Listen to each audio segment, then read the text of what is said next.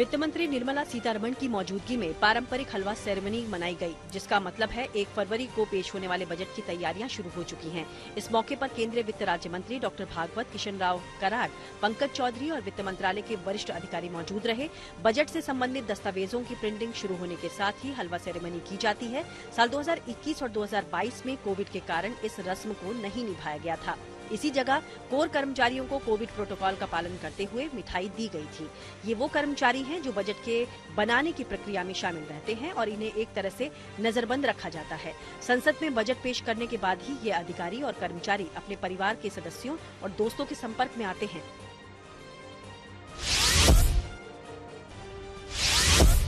दिल्ली सरकार और उपराज्यपाल के बीच जारी खींचतान के दौरान एलजी वीके सक्सेना ने मुख्यमंत्री और उनके मंत्रियों को मिलने के लिए बुलाया है। साथ ही 10 विधायकों को भी एलजी से मुलाकात के लिए बुलाया गया था। मुलाकात शुक्रवार को शाम 4 बजे राजनिवास में होगी। गौरतलब है कि ट्रेनिंग के लिए शिक्षकों को फिनलैंड भेजने के दिल्ली सरकार के प्रस्ताव समेत कई मुद्दों पर सरकार और एलजी के बीच विवाद जारी है। 16 जनवरी को केजरीवाल और उनकी पार्टी के विधायकों ने एलजी से मिलने के लिए विधानसभा से राजनिवास तक मार्च निकाला था।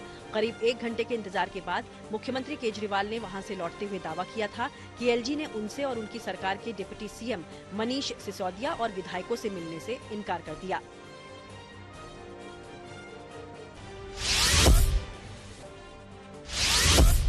जेडीयू में उपेंद्र कुशवाहा को लेकर जारी तनातनी थम नहीं रही। अब नीतीश कुमार ने उपेंद्र कुशवाहा को जवाब दिया है और तल्खी भी दिखाई है। साथ ही कहा कि अगर वो पार्टी में रहना चाहते हैं तो बहुत अच्छा और जाना चाहते हैं तो उनकी इच्छा। बुधवार को उपेंद्र कुशवाहा ने ट्वीट कर ये कहा था कि ऐसे कैसे चले जाएं अपना हिस्सा छोड़कर। गुरुवार को नीतीश कुशवाहा के इसी बयान का जवाब दे रहे थे। बता दें कि कुछ दिनों पहले उपेंद्र कुशवाहा ने कहा था कि बीजेपी के संपर्क में जेडीयू के बड़े नेता हैं। इसके अलावा कुशवाहा ने जेडीयू के कमजोर होने की बात कही थी।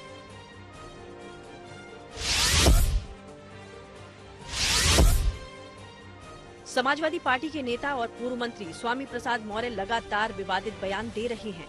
रामचरितमानस को बैन किए जाने की मांग के बाद अब उन्होंने धीरेन्द्र शास्त्री को दिमाग से दिवालिया बता दिया है। साथ ही उन्हें मंद बुद्धि भी करार दिया है। इसके अलावा रामचरितमानस को लेकर दिए बयान पर वो अभी भी अड़े हुए हैं। इतना ही नहीं, स्वामी प्रसाद मौर्य ने समाजवादी पार्टी के संस्थापक मुलायम सिंह यादव को मरणोपरांत पद्म विभूषण सम्मान दिए जाने को अपमान बताया है। मौर्य ने आरोप लगाया कि नेताजी का व्यक्तित्व, कृतित्व और राष्ट्र के लिए किए गए कार्यों को नजरअंदाज किया गया। उन्होंने कहा कि नेताजी का सम्मान करना ही था तो भारत रत्न सम्मान से नवाजा जाना चाहिए था।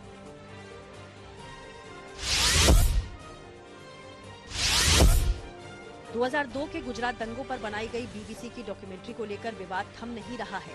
हैदराबाद यूनिवर्सिटी में लेफ्ट के छात्रों ने डॉक्यूमेंट्री की स्क्रीनिंग का ऐलान किया तो एबीवीपी के छात्रों ने द कश्मीर फाइल्स की स्क्रीनिंग की घोषणा की। इसके बाद बवाल शुरू हुआ। एबीवीपी के छात्रों और सुरक्षा कर्मियों के बीच भिड़ंत हुई। उधर कोलकाता के जादवपुर यूनिवर्सिटी में भी डॉक्यूमेंट्री की स्क्रीनिंग की तैयारी है। केरल में कांग्रेस ने डॉक्यूमेंट्री की स्क्रीनिंग का ऐलान किया है। केरल के राज्यपाल आरिफ मोहम्मद खान ने गुजरात दंगों पर बनाई गई डॉक्यूमेंट्री को लेकर सवाल उठाए हैं।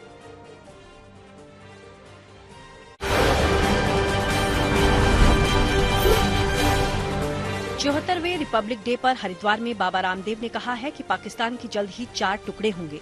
उन्होंने कहा कि बलूचिस्तान अलग देश बनेगा, पीओके और पंजाब का भारत में विलय होगा। आने वाले समय में भारत एक महाशक्ति के रूप में उभरेगा। हरिद्वार में पतंजलि योगपीठ में रिपब्लिक डे के मौके पर लोगों को संबोधित करते हुए बाबा रामदेव ने ये बातें कही हैं। बाबा रामदेव ने ये भी कहा कि सनातन धर्म को नीचा दिखाने के लिए देश में धार्मिक आतंकवाद चल रहा है। कभी सनातन धर्म तो कभी हमारे महापुरुषों के चरित्र पर तरह तरह के लांछन लगाए जा रहे हैं।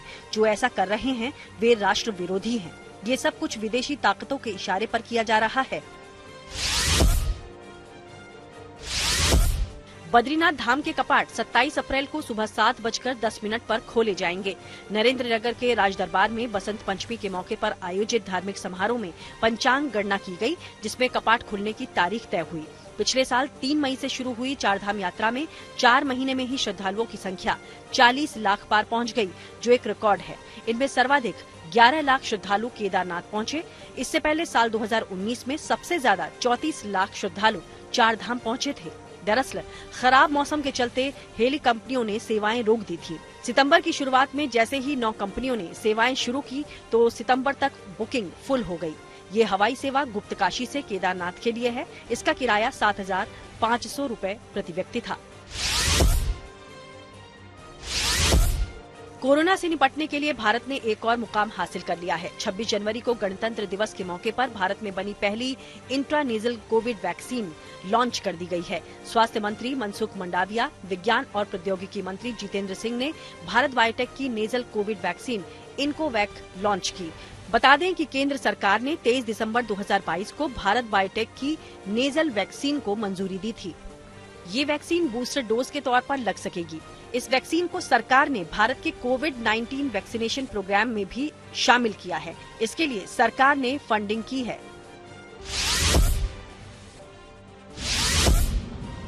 जम्मू कश्मीर के कई इलाकों में बर्फबारी जारी है। करगिल और कश्मीर में बर्फबारी और कड़ाके की ठंड के बीच गणतंत्र दिवस समारोह मनाया गया। पटनी टॉप में बर्फबारी का लुत्फ उठाने के लिए बड़ी तादाद में सैलानी देखे गए। इस बीच जम्मू से श्रीनगर को जोड़ने वाले हाईवे को यातायात के लिए फिर से खोल दिया गया था। जम्मू श्रीनगर हाईवे बर्फबारी और भूस्खलन की वजह से बंद था। उधर हिमाचल प्रदेश के नरकंडा में भी बर्फबारी हो रही है। हिमाचल प्रदेश में 29 और 30 जनवरी को दोबारा से भारी हिमपात का अलर्ट जारी किया गया है।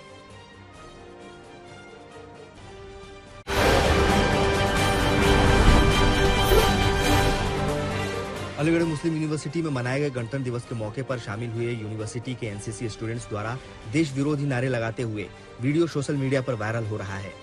इसके संबंध में अलीगढ़ एसपी सिटी ने बताया कि यूनिवर्सिटी प्रशासन को इस संबंध में एनसीसी स्टूडेंट के विरुद्ध कार्रवाई के लिए कहा गया है। यूनिवर्सिटी के प्रोफेसर ने बताया कि एक लड़का नारा लगा रहा है जिसकी वीडियो वायरल हो रही है। उस पर लोगों की आपत्ति आई है। इसको लेकर जाँच के आदेश दिए गए हैं। छात्र की पहचान के बाद जो आवश्यक कार्रवाई कानून के हिसाब से बनेगी वो उस छात्र के विरुद्ध की जाएगी। यूनिवर्सिटी में सभी राष्ट्र पर्व धूमधाम से मनाए जाते हैं।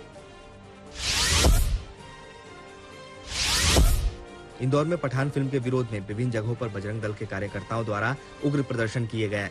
इस पूरे प्रदर्शन के दौरान बजरंग दल के कार्यकर्ताओं ने पैगंबर मोहम्मद के खिलाफ आपत्तिजनक नारे लगा दिए। इसके चलते जब ये वीडियो सोशल मीडिया पर वायरल हुआ तो इस मामले में मुस्लिम समाज ने इंदौर के विभिन्न थाना क्षेत्रों में घेराव कर बजरंग दल कार्यकर्ताओं के खिलाफ प्रकरण दर्ज करने और उन्हें गिरफ्तार करने की मांग की।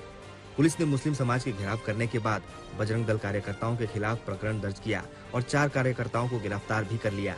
पुलिस इस पूरे मामले में लगातार जांच पड़ताल करने में जुटी थी। इसी दौरान सदर थाना बाजार क्षेत्र में मुस्लिम समाज ने बजरंग दल कार्यकर्ताओं की गिरफ्तारी की मांग को लेकर जब विरोध प्रदर्शन किया तो उस प्रदर्शन में कुछ मुस्लिम युवकों ने सिर तन से जुदा के नारे लगा दिए। जब ये वीडियो सोशल मीडिया पर वायरल हुआ तो बजरंग दल ने इस पूरे मामले में पुलिस कमिश्नर हरिनारायण चारी से मुलाकात कर आरोपियों के खिलाफ सख्त कार्रवाई की मांग की तथा पुलिस ने इस पूरे मामले में भी सरतन से जुदा के नारे लगाने वाले मुस्लिम युवक के खिलाफ 505 सहित विभिन्न धाराओं के प्रकरण दर्ज कर उनकी तलाश शुरू कर दी है।